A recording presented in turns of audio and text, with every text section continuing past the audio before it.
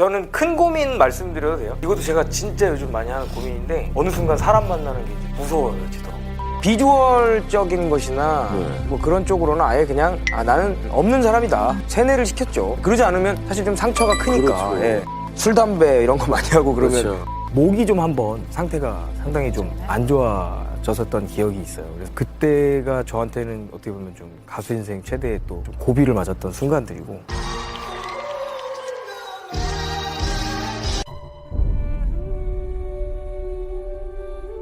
훗날 대한민국에서 가장 노래를 잘하는 사람 중 한 명이 될 한 아이의 삶은 누구보다 비참했습니다. 아버지께서 이제 하시던 사업이 그거 자체가 이렇게 다 화재로 불타고 난 후에 어느 날 와보니까 이삿짐을 싸고 계신 거예요. 어디 가는지도 모르고 그냥 그 반지하 같은 집을 딱 들어가서 이제 우리가 앞으로 여기서 이제 살 집이다. 어머니는 막 울고 계시고 여름 되면 이제 항상 물 퍼내고 그리고 또 연탄을 떼니까 이제 밤마다 항상 가스 조심해야 되는데 연탄가스. 잘못하면은 중독될 수도 있는 상황들을 되게 많이 맞았어요. 일어나서 이제 막 그때 당시엔 뭔지도 모르고 아버지가 주시는 김치국 먹으면은 막 김치국물 먹으면 어머니는 막 병원 가시고 막 이런 모습도 막 보고. 아직 정체성이 제대로 형성되기에는 많이 어렸던 그는 지옥과 같은 환경과 마주하며 크게 방황하기 시작했죠. 허구한 날 싸움도 하고 다니고 나쁜 짓도 하고 다니고 막 하면서 이제 정말 방황기를 맞기 시작했어. 잠 안 자고 막 스트레스 받고 술, 담배 이런 거 많이 하고 그러면 그렇죠. 그렇게 그의 성격은 이상해지기 시작했습니다. 누군가 자신을 쳐다보기만 해도 열등감이 느껴지고 강한 분노를 느꼈죠.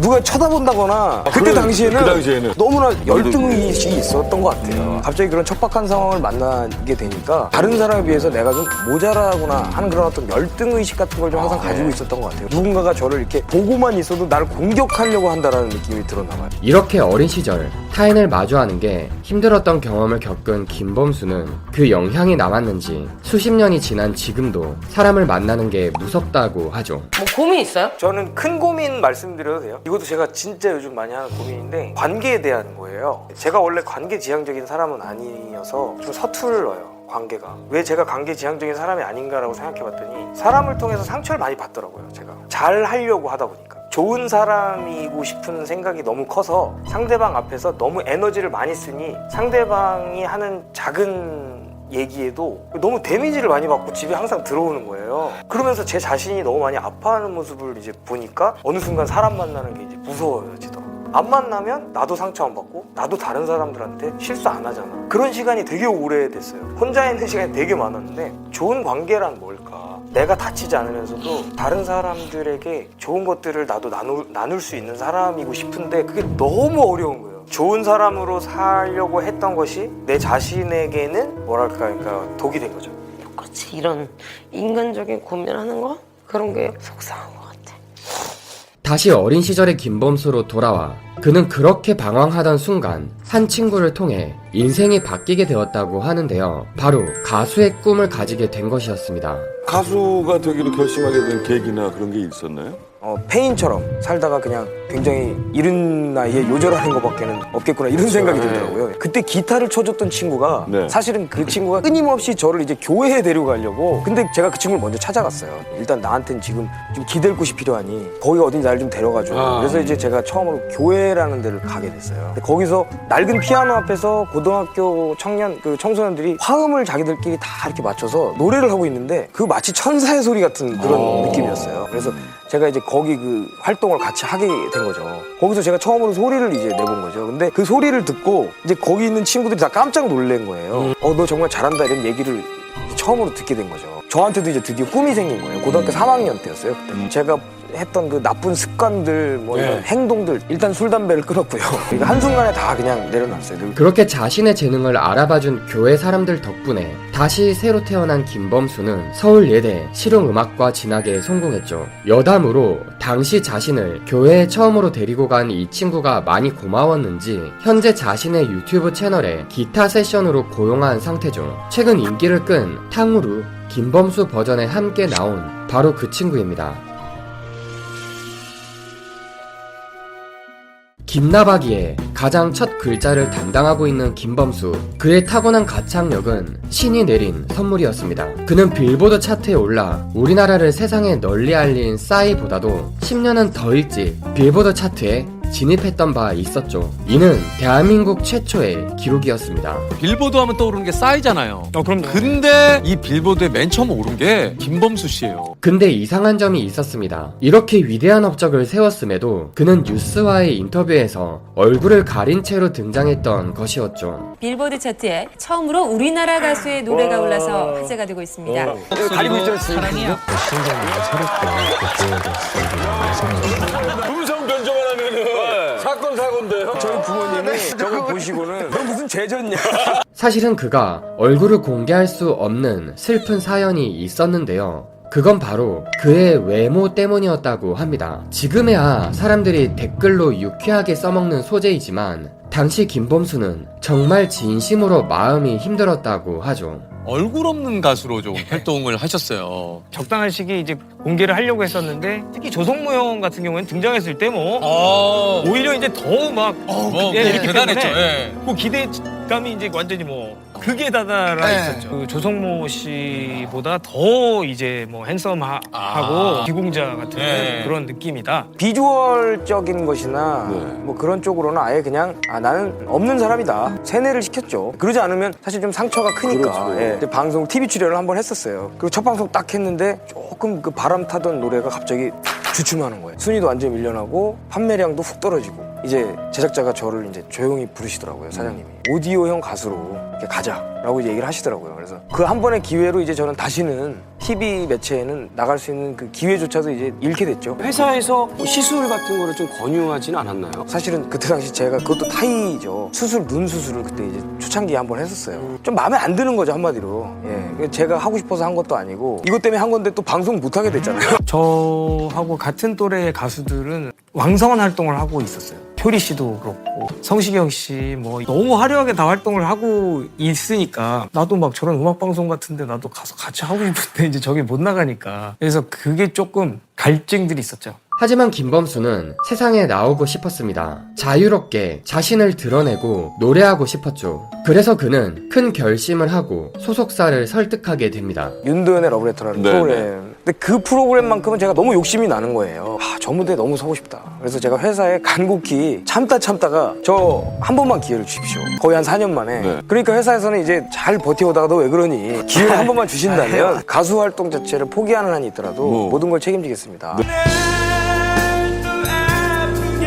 처음인 거죠, 그러니까. 네, 여러분 처음 뵙겠습니다. 김범수. 김범수예요. 네. 그런데 그 방송이 끝나고 나서 그 게시판을 딱 열어봤는데 한 10분, 20분 사이에 막 수십 페이지가 계속 바뀌는 거예요. 외모보다는 왜 지금까지 활동하지 않으셨어요? 하는 뭐 그런 하여튼 좀 혼자 그거 보면서 얼마나 울었는지 몰라요. 그렇게 세상 앞에 당당하게 서서 노래할 수 있게 된 김범수는 이후 수많은 명곡을 탄생시키며 나얼, 박효신, 이수와 함께 우리나라 최고의 가수로 우뚝 서게 됩니다.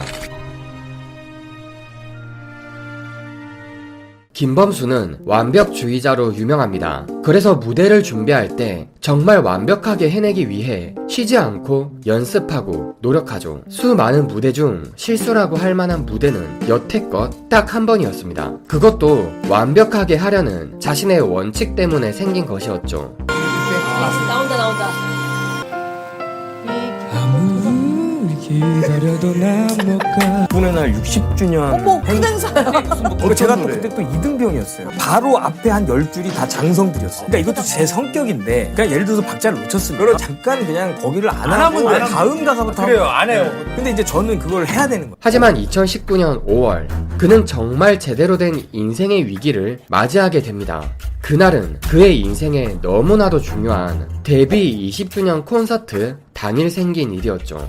김범수라는 이름은 곧 가창력을 뜻했습니다. 김범수 씨에게도 노래가 힘들었던 시기나 어떤 순간이 좀 있었습니까? 네, 저도 이제 딱 5년 전인데 20주년 기념 공연을 굉장히 좀 제 나름대로 치밀하게 그리고 열심히 준비를 해서 첫 공연, 서울에서 딱 하는 첫 공연에 제가 사실 전날까지만 해도 큰 문제가 없었어요. 근데 당일날 공연 리허설하면서 목이 갑자기 안 나오는 거예요. 지금 목 상태가 하루 만에 완전히 안 좋아졌어요. 다시 공연장으로 들어갔을 때는 뭐 그때 생각하면 정말 아직도 막 손에 땀이 나는데 이미 이제 지하 주차장에 차가 가득 이제 이미 다 오신 거예요. 이제 마치 뭐 정말 단두대에 올라가는 그런 느낌으로 첫 곡을 그냥 불렀어요. 신 목소리로 이제 관객들에게 죄송하다는 말씀을 전해드리고 이제 공연을 그날 당일 취소를 했죠.